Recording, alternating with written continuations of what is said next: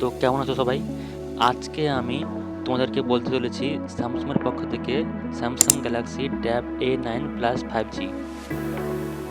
প্রথমে আসছি ডিসপ্লের কথায় বলতে গেলে এই ট্যাবলেটে আমরা পেয়ে যাচ্ছি 11 ইঞ্চের 90 হার্টসের TFT LCD ডিসপ্লে।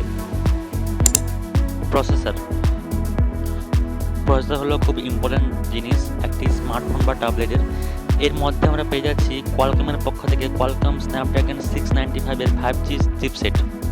আমরা এই ট্যাবলেটে আমরা পিছনে পেয়ে যাচ্ছি 8 মেগাপিক্সেলের সিঙ্গেল রেয়ার ক্যামেরা এবং সামনে আমরা পেয়ে যাচ্ছি 5 মেগাপিক্সেলের সেলফি ক্যামেরা।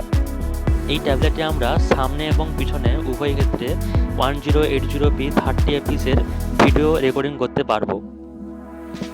সাউন্ড এই Samsung Galaxy tab A9 plus ট্যাবলেটে আছে স্টিরিও স্পিকারের সাপোর্ট এবং এতে আছে 3.5mm জ্যাক ব্যাটারি।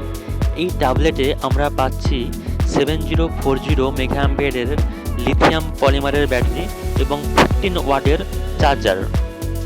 কালার এই স্যামসাং গ্যালাক্সি ট্যাব A9 প্লাসের মোট 3টি কালার আমরা পাবো, গ্রাফাইট, সিলভার এবং নেভি। প্রাইস 8GB 128GB, দাম 24,999। তো এই ছিল আজকের ভিডিওটি একটু ভালো লাগলে অবশ্যই লাইক, শেয়ার এবং সাবস্ক্রাইব করে রাখো টেক জ্ঞান বাংলা। দেখা হচ্ছে পরের ভিডিও।